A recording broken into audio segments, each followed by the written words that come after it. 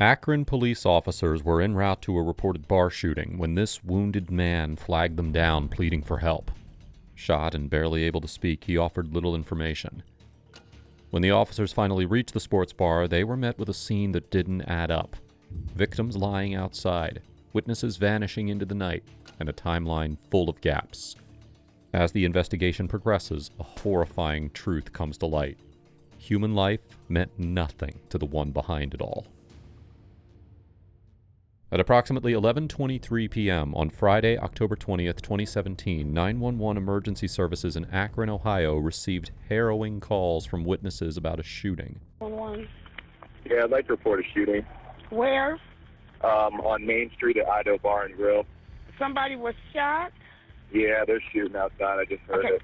At 11:22, I was sitting here watching TV, and I heard what sounded like 3 gunshots, and I thought I'd just report that to you.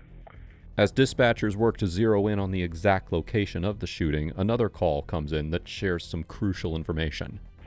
Hi, I live right by the Halftime Bar, and it just sounded like there was a bunch of gunshots. What's it called? Halftime on Main, and I live right next to the parking lot, and there's just like people flying out of the parking lot now. For now, as Akron police officers head toward the scene, they have no idea that the first shocking puzzle of this case is already waiting for them, just around the corner. At this point, officers do not know who this individual is, whether they're under the influence or whether they're armed, and so they decide to approach with caution. They're coming, man. They're coming. Going off for real. Yeah. Well, we can't get them here any faster. They're driving. You want to go to East Idaho Bar? Yeah, he said it happened up the street. He said he ran out here. The victim, identified as Derek Comby, was in severe pain. He had a gunshot wound to his abdomen and could only vaguely recall how he had sustained it. Check us out if you're good here. I mean, we could check over here too. Did he give any sort of description or anything? No, nothing. Doesn't know who did it. Doesn't know why they did it. Doesn't know what happened, and doesn't know what they were driving. Where's the shirt? In the bar or near the bar? Where were you at? At this point, all the police knew was that he had been shot at a bar, and that 911 calls had already come in reporting a shooting at a bar. They didn't know if there were any other victims at this point. As medics arrive to transport Comby to the hospital, officers continue down the road, retracing his steps, and they stop at the first bar they see, the Halftime Bar. As they approach an opening in a fence, they see a sight that makes their blood run cold. On the ground beyond the fence, they find a male lying unconscious.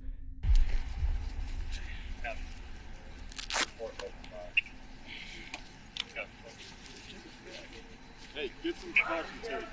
I don't know where he's hit at. He might not be hit. He might be overdosing.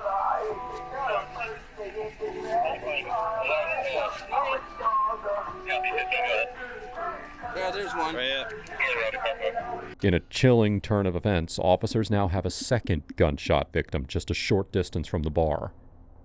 An ID lying beside him identified the man as 26-year-old Darian Hardison. With no witnesses in sight, officers are unsure whether this shooting is connected to the earlier one involving Derek Comby. Unable to find a pulse, they quickly begin chest compressions and called for paramedics to provide emergency medical aid. As the officers continue to perform CPR on Hardison, one of their growing concerns is identifying the actual crime scene and securing all surrounding areas, including the bar and the packed parking lot. Where's the crime scene possibly at? We have no idea. We have no idea. One dude shot down here, and it could be anywhere from here. Hey, start checking for bullet casings, anything. We're gonna try to get some caution tape set up now. But yeah, we're gonna need more units because it's right by the bar. People are gonna start seeing us here soon. In the midst of the chaos, officers also fear that there may be more victims yet to be found. And the only person who might hold the answers is the first victim, Derek Comby. Victim that you guys saw, they think the other neighbor thinks there might have been another person running with him. So we're just checking the area to make sure there's not another body down. So if you could talk to him, see how many people were involved in this. I try to get something out of this guy so we're not, we don't have another body laying around somewhere. 17 here, I got something for you, Bray. Go ahead. He said he was with his girlfriend and his brother, or something to that effect. He's with another guy and another girl. He doesn't know where they are now, is what he said. He just took off running. Yeah, that's exactly what he said. I wrote it down. I don't have a female's name. But with Comby barely able to speak, officers fear that the crucial information he holds might come too late. When EMS arrives to assist Hardison, they confirm the worst. He was already gone. What began as a shots fired call has now escalated into a homicide investigation. With 2 victims and a chaotic scene, detectives begin canvassing the dozens of onlookers for answers. However, they would immediately hit a wall, a code of silence that would become the single biggest obstacle in their hunt for a killer. With the exact crime scene still unclear, and the area between 2 bars emerging as the likely location, officers decide to seal off the entire zone, including a parking lot filled with around 60 to 70 cars. Managing the large crowd becomes a massive task as bar patrons are evacuated, many confused and demanding answers. No one's coming in here. If you guys need to get your car, you need a ride home. Need to grab something out the car. No one's coming through the line. Do you see this? No one's coming past So here. what happened if I need my car? You guys got to call ride and come back in the morning and get it, or later tonight. Oh, hell no. I have to go home. Well, justice can't get served in court if we take the crime scene. I mean, y'all not gonna find him anyway, so it doesn't even matter. He said we I didn't stop this shit before I came This here. was like how many hours ago? The parking lot's going to be open in about 3 minutes. Okay, that's all you had to say. As detectives arrive on scene to take over the investigation, they speak with the bouncers and learn that a scuffle had broken out between a few individuals at the halftime bar. Officers are immediately assigned to assist in evacuating the bar and eventually clearing out the parking lot so that the investigation can properly begin. Actually, shut the music off. Nobody leaves.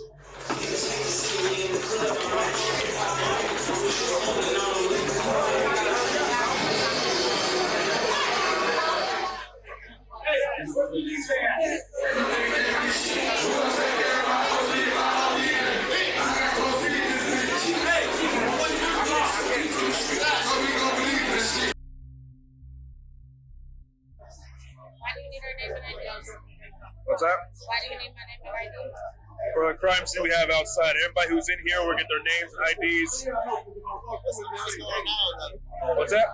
While one unit works on gathering information from every bar patron, another unit outside finally uncovers more evidence. But before we continue, let's talk about something that's been bothering us. You ever notice how the internet seems to know a little too much about you? You search for something once, and suddenly every ad knows. That's not a coincidence. It's how the system is designed. There are entire companies, data brokers, whose entire business is to collect, package, and sell your private info. Your phone number, your home address, your email, even your family members. And they sell it to anyone. Marketers, scammers, stalkers. No consent, no warning. When we looked ourselves up, just our names and emails, dozens of sites had our information listed.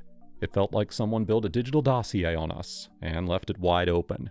That's why we decided to use Aura, today's sponsor. Aura is like a digital bodyguard. It finds where your info is being sold and scrubs it off automatically. No paperwork, no rabbit holes. They handle it all.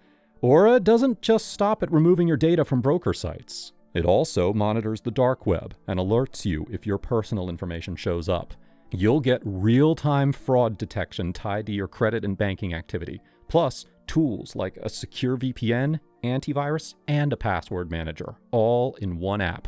And if something ever does go wrong, you're backed up by up to $5 million in identity theft insurance and 24/7 US-based support.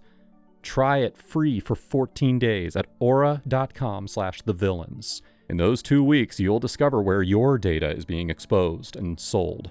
We're not leaving ourselves vulnerable, and you shouldn't either. Can you change the South Bay.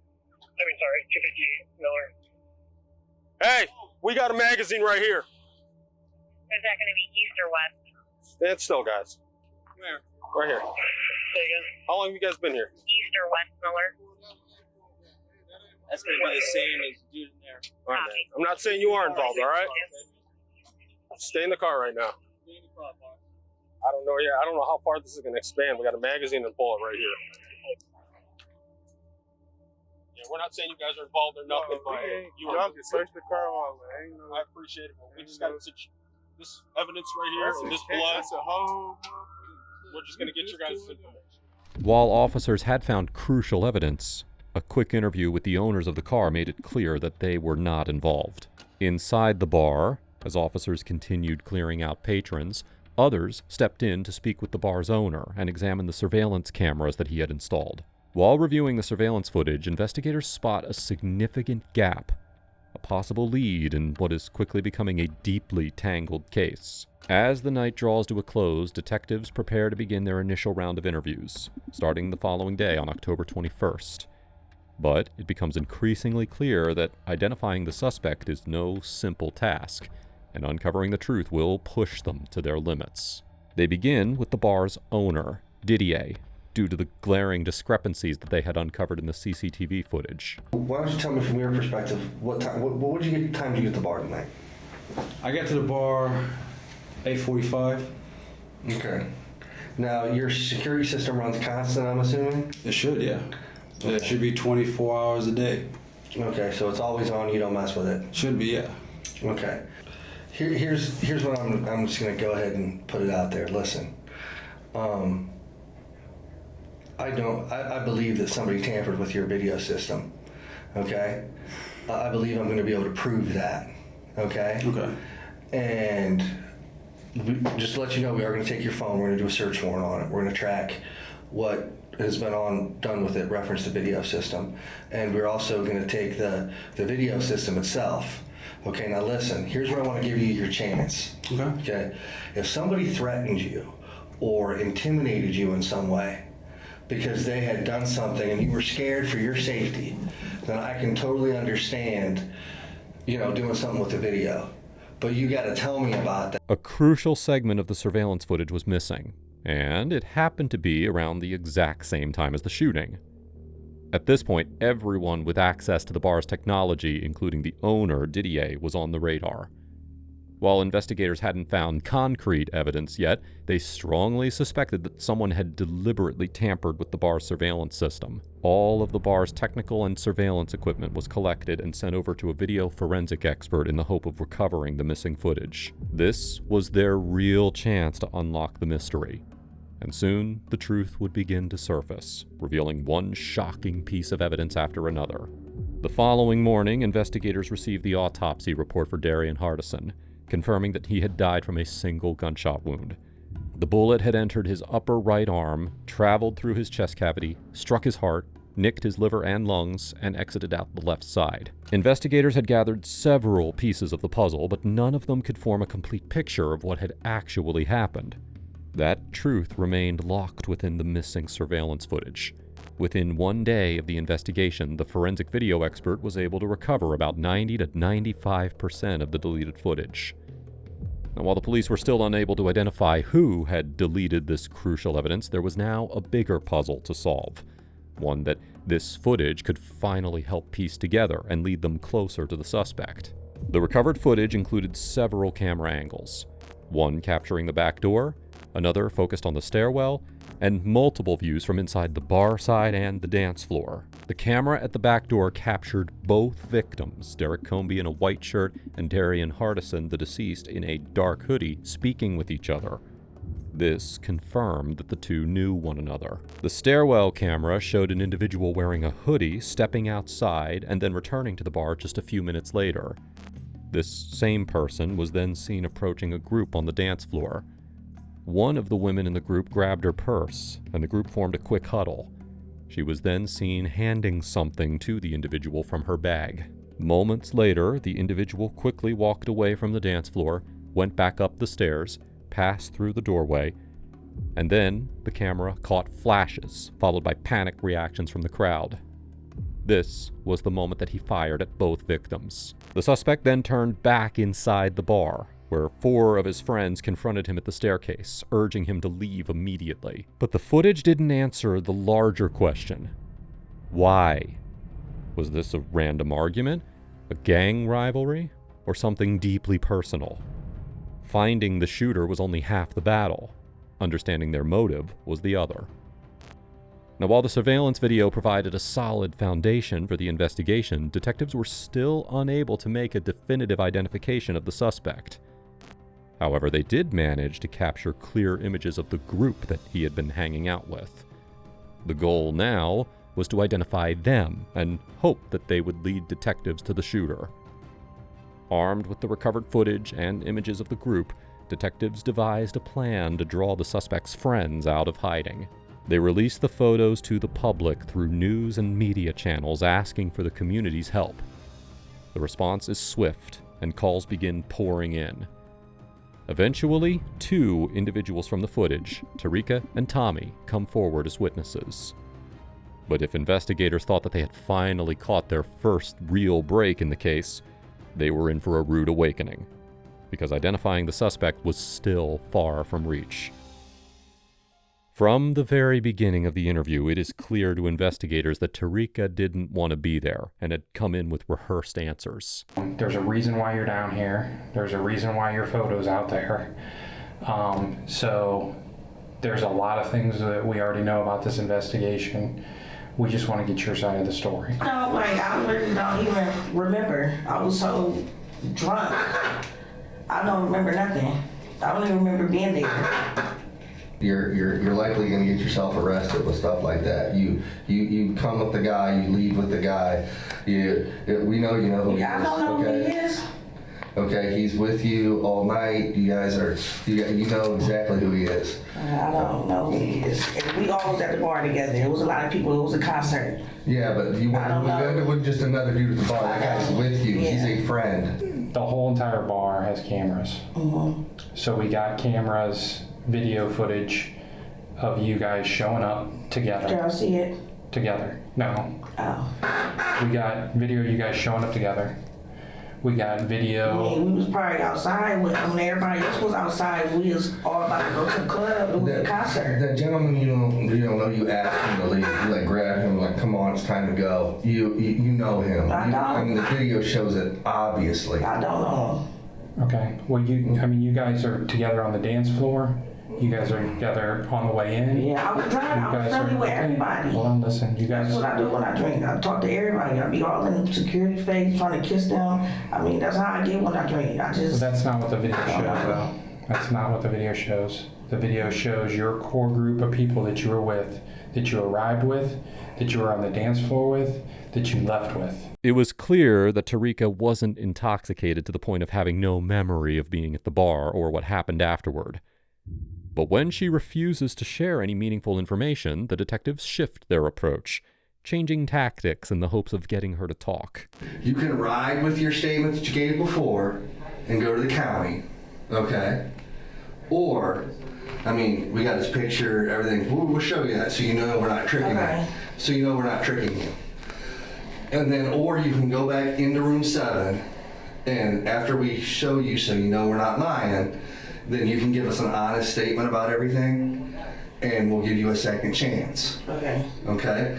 Now, what do you want to do? I'm going to leave it up to you. You can roll to the county with what you got? No, I want to go to the county. It's a felony, so. The tactic works, and Tarika reveals some information to the investigators. And it was all of us, and it was another car. Hold on, Tierra, you, who else? Me, it was me, Tierra, Tommy, Bizzo, and Lucky. Who's Bizzo? That's Bizzo. Okay, you guys have a group get together on the dance floor. Now, Bizzo is there, Lazan is there, you was there, who's the other? Tommy. So you guys all come together on the dance floor and you have a conversation, and first of all, give me Bizzo's actual name. I already know it. What is he?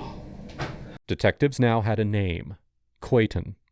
But given how evasive and unreliable Tarika had been throughout the interview, they weren't sure that they could trust the information she provided. So next, they turned to Tommy, Tarika's brother, who had also been at the bar that night. With him, detectives take a more direct approach to confirm the details that Tarika had shared with them. By the way, if you're finding this video interesting so far, please do us a favor. Make sure to hit like and subscribe and help us get to 1 million subscribers. Now, let's dive back in. You know who it is, dude. Don't even. I mean, I've seen him around. No, you know, I don't know his name. That's what I'm saying. Yeah, you know his name, and I'm telling you what, we're gonna end up putting you in another room and throwing a handcuff on you. You're either gonna be honest at this point or you're not. I don't know his name. It ain't worth it. It ain't worth it. I'm trying to tell you, I don't know his name. Yes, you do. No, I don't. Yes, you do. I believe it. So if you don't tell us now his name, you're intentionally withholding information, a homicide investigation to stop us from moving forward, then that's obstructing justice. I don't know his real name. His rap name is Scissors. Scissors? Tell me this guy's actual name, I'm gonna let you go. If you don't, I'm not. I promise you, I don't know. So you see him before you go get your girl, but after the shooting. Oh, I said, bro, what the fuck you do? That's what I said. I said, bro, what the fuck you doing? There we go. Okay, you talking about that. Before I went and got my girl, I said, bro, what the fuck you doing? And he said it again. I ain't no bitch. These niggas got me fucked up. So I ran back and get my girl. I thought he was coming to the club, start shooting. I didn't know. So I ran back and got my girlfriend. Okay. So what I don't understand is, and why, when you came in here and you were lying to us saying that you didn't know any nickname or anything with this guy. Cause I told you, gotta understand. Okay. Now the dude that's killed my brother is still out there. Who's your brother? Vernon Appleton. Okay. I'm sorry for your loss there. So you gotta understand, I gotta watch my back for him because he's still out there. Like One thing that stands out to detectives during their conversation with Tommy is fear. He is clearly hesitant, worried about being labeled a snitch and facing the consequences. But as the detectives work to earn his trust and push him to open up, he eventually reveals the name of another individual connected to the shooting. Me, my baby mom, Lucky, and my other sister. Okay. Just tell us about the night. Well, when we get there, we got the firm arguing with the bouncers because they charged more than what the flyer said. So I end up paying, we go in, we go to the bar. Star and Lazan, they split off to go somewhere. And we all at the bar. Who's Star? That's the one that's over there. That's your Terica. sister? That's Terica. She goes by Star? Yeah. And who else? You said Star and Lazan, they went off elsewhere. Who's Lazan? That's the other one in the picture. Another female. The individual that Tommy named, Lazan, turns out to be the same person seen in the surveillance footage handing something to the suspect on the dance floor, just moments before the shooting occurred. To detectives, it is clear that a firearm exchange had taken place on the dance floor, and that Lazan was directly involved. They obtain her phone number and address and bring her in for questioning on October 25th, 5 days after the shooting. But, just like Tarika and Tommy before her, Lazan's responses are vague, evasive, and carefully measured. Thing number one is, this entire incident is on videotape.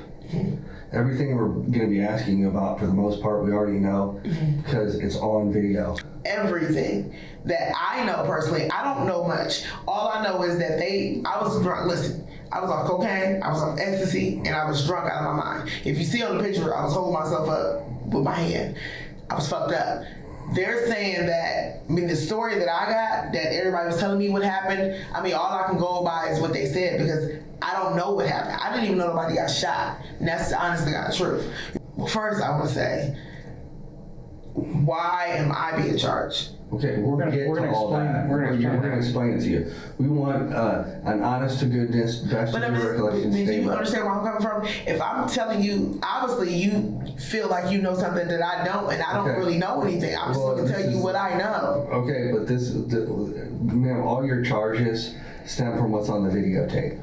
But sir, listen, I've never in my life had a gun in my possession. So how can my charges still for me helping somebody? I feel like I'm being put into a compromising position, and I feel like if I'm going to go to jail, what is the point of me even saying anything? Because your cooperation is going to have a lot to do with how long you stay. The only thing Lizanne has been honest about so far is how intoxicated she had been that night. Like Tommy, she also expressed fear of being labeled a snitch. But detectives know that there's more to it. She was clearly caught on camera handing over the firearm, and there was a strong case against her for carrying it inside the bar. As they press her with the facts and the consequences, Lizanne slowly begins to let her guard down and starts revealing the details that the detectives have been waiting for. I promise you, I didn't have no gun. I know that. For 100% fact. Well, I mean, the video shows what it shows. The video showed me giving him a gun? Oh, God. If you say so. To get it and take it to him. Did you actually see the gun? Yes. Now, while Lizanne doesn't reveal much, she does share the suspect's phone number, which confirms the first name that Tarika had given earlier. Detectives now know that they're looking for someone named Queitin Tyler. But just as they release an arrest warrant for Queitin Tyler, a shocking twist unfolds when he unexpectedly turns himself in to the police.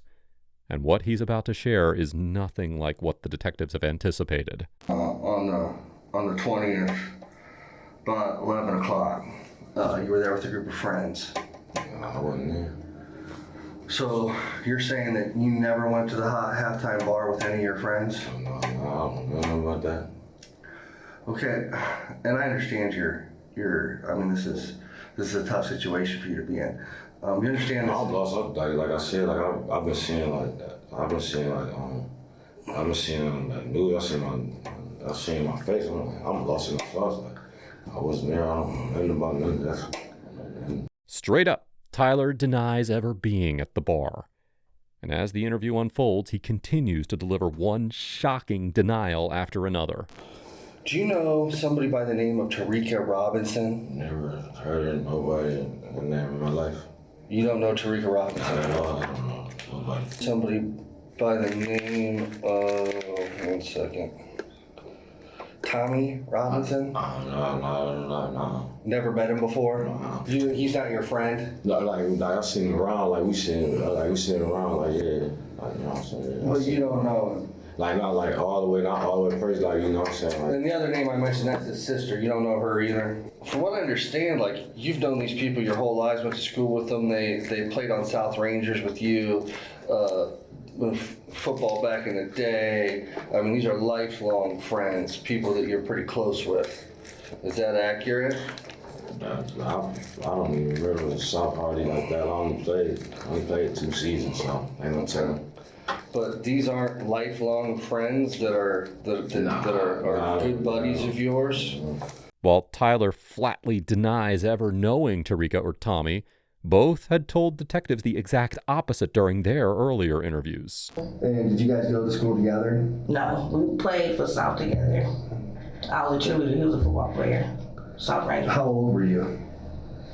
8, 9. So you've known him your whole life? Yeah. There's absolutely no doubt in your mind who the person in that picture is? I know all them, yeah. Grew up with all them.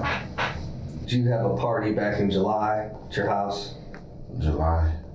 After your mom passed away? Like for her birthday? No, we had that at my sister's house. Okay, at your sister's house.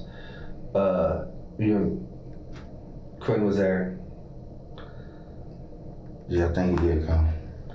Okay, so obviously he's pretty close. You don't just invite anybody to stuff like that. No, I didn't invite him. Probably came my sister. And now, as detectives confront him with this information, Tyler still refuses to admit the truth.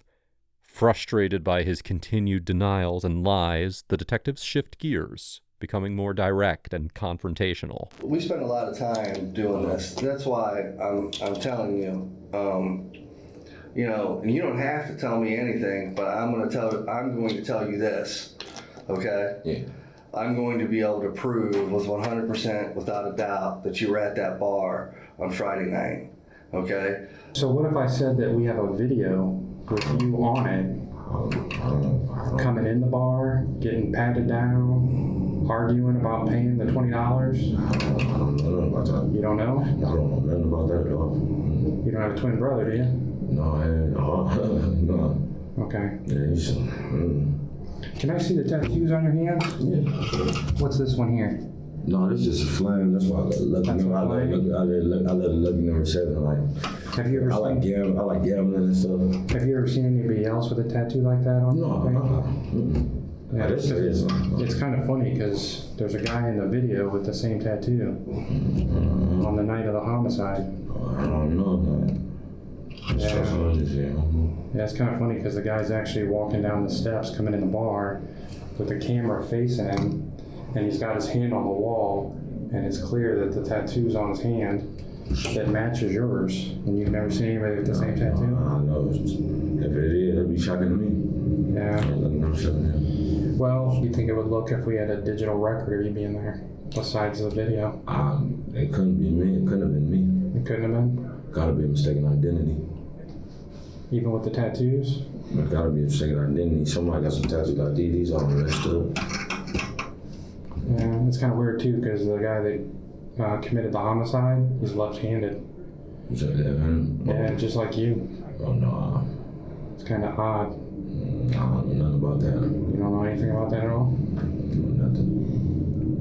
All right, okay. How long have you known this girl? My girl? Yeah. My girlfriend? Oh, we've been together 7 years. Yeah.